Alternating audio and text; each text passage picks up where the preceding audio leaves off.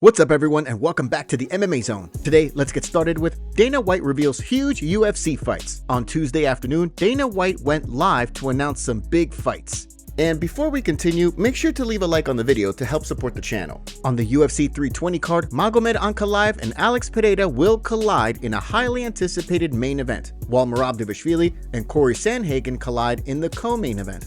Additionally, the card will also play host to a light heavyweight fight between Jiří Procházka and Khalil Rountree Jr., with the winner likely next in line for a crack at the light heavyweight title. All right, UFC 320, October 4th, T-Mobile, Las Vegas. The champ, Magomed Ankalaev, defends his belt against Alex Pereira. Ankalaev hasn't lost in 7 years. He has the second longest win streak in the UFC light heavyweight division behind who? John Jones, the GOAT. Let the hate begin. Pereira, former two-division champ, 10 of his 12 wins have come by knockout, and he has the highest striking accuracy in the light heavyweight division. The co-main event for that fight will be Merab versus Corey Sandhagen. Merab is on a 13-fight win streak. Sandhagen's ranked number 3. Another bad fight on that card is Jiří Procházka versus Khalil Rountree.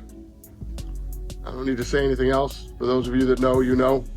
That is a bad fight. Should be a fun one. Magomed Ankalaev was quick to react via social media, predicting a knockout win. Dana White announced my next fight on October 4th. I'm knocking Alex out this time. There is no other way. Get ready for the big show. In the case of the Dvalishvili-Sandhagen bout, a win would make the machine just the 8th champion in UFC history to record 3 title defenses in 1 year. Additionally, Dana also revealed that Tom Aspinall will be defending his title for the first time on the UFC 321 card.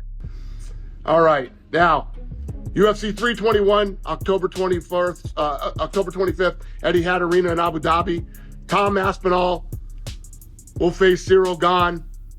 Aspinall has 15 wins, and all of them are by finish. Gane is the number 1 ranked heavyweight. You can go to, tickets go on sale this Friday, EtihadArena.ae or Ticketmaster.ae. With the Aspinall-Gane fight official, Jailton Almeida, who is set to fight Alexander Volkov on the card, is eager to cement his place as the number 1 contender. Great to know that the title fight will be on the same card as the title eliminator, Tom and Gane, title fight, Almeida v Volkov, title eliminator. I will give my life to live the arena with a finish and with my title fight.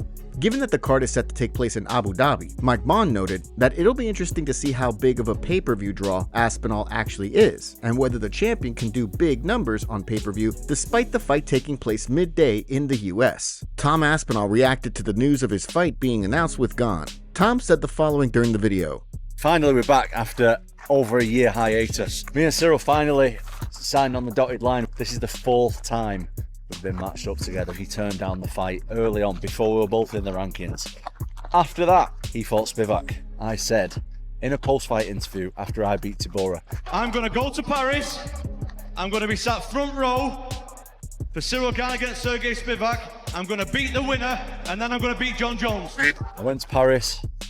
Ciryl, unfortunately, turned down the fight on a second occasion. Third occasion, I fought Curtis Blades. The original opponent was Ciryl Gane. Unfortunately, Ciryl Gane was busy that day. Ciryl was filming his Netflix series. Can't remember what it's called, but I'm sure you can check it out now on Netflix. And now we are matched up for the 25th of October, Abu Dhabi. Me and Ciryl. The 4th attempt is here, and this is Cyryl's 3rd title shot. So we are going to try and get rid of Ciryl Gane from the title picture for good.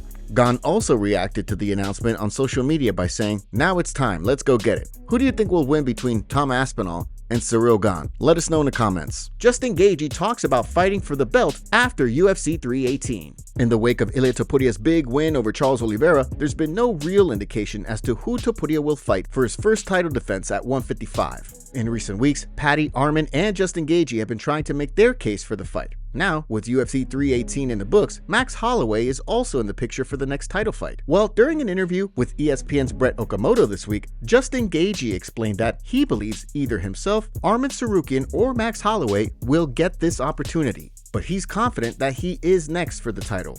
I said my piece, and now I just feel like I need to train, work out. I hope it's Ilia. I hope it's in November. I hope it's Madison Square Garden. That's what I'm planning for. That's what I'm trying to speak into existence. But you never know with the UFC. I can only worry about what I can control, and that's how ready I'll be for my next fight. So I'm leaving it up to my manager. From my perspective, I'm biased. I want them to pick me. I want to be the guy that they pick, but there's other guys out there that have the same feelings.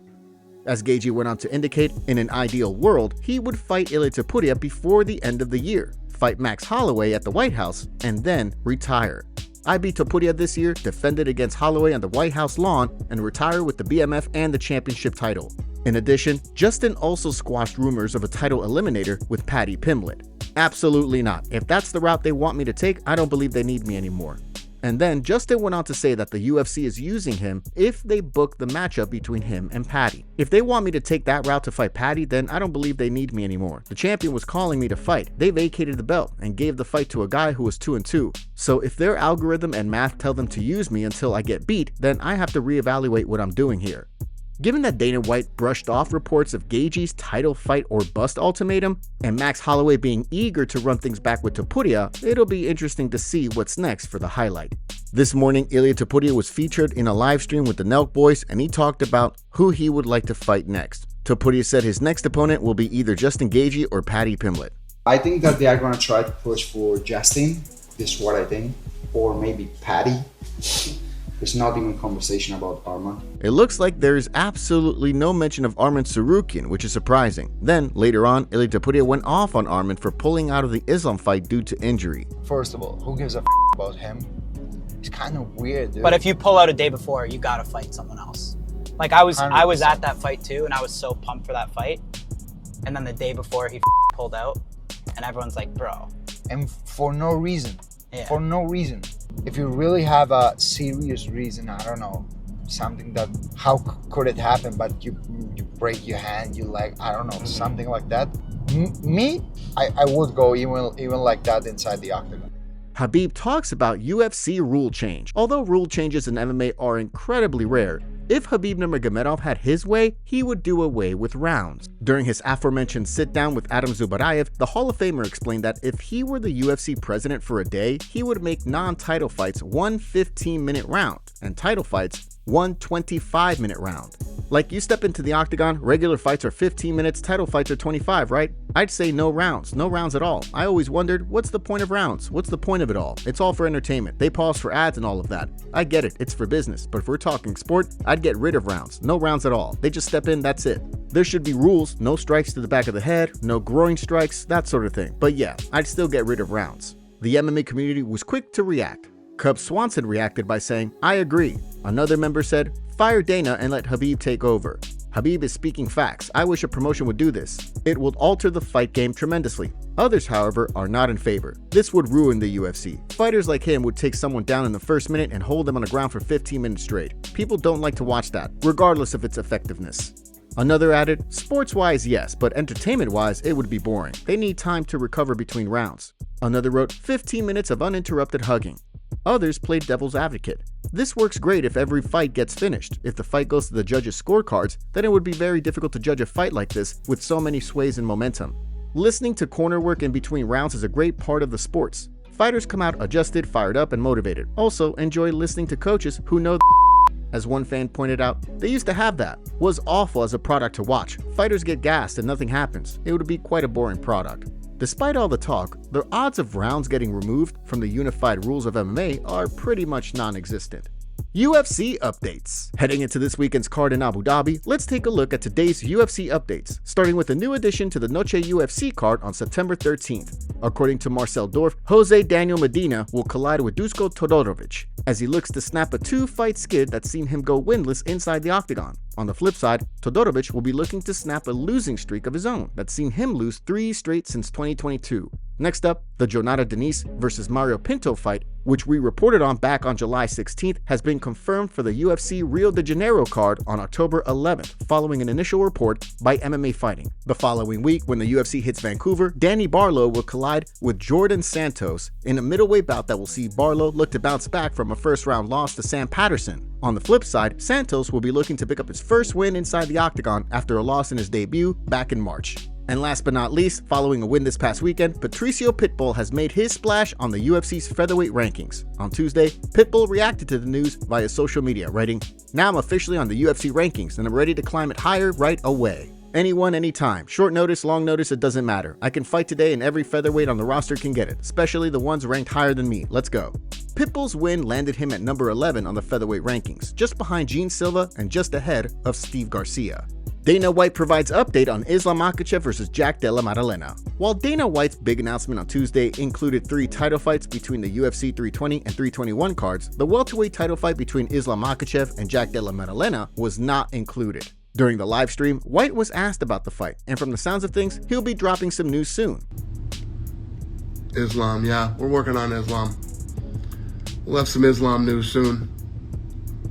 As Damon Martin wrote on social media following Dana's livestream, the Makhachev JDM fight is now likely to happen at Madison Square Garden in November, or the T-Mobile Arena in December. While nothing's been made official, Khabib went as far as to say that JDM is likely the toughest opponent Makhachev has ever faced. During his sit-down with Adam Zubarayev, he explained, "I think Jack is the toughest opponent of Islam's career. If I were preparing Islam for either Ilia or Jack, I'd be more concerned, and I am more concerned about Jack."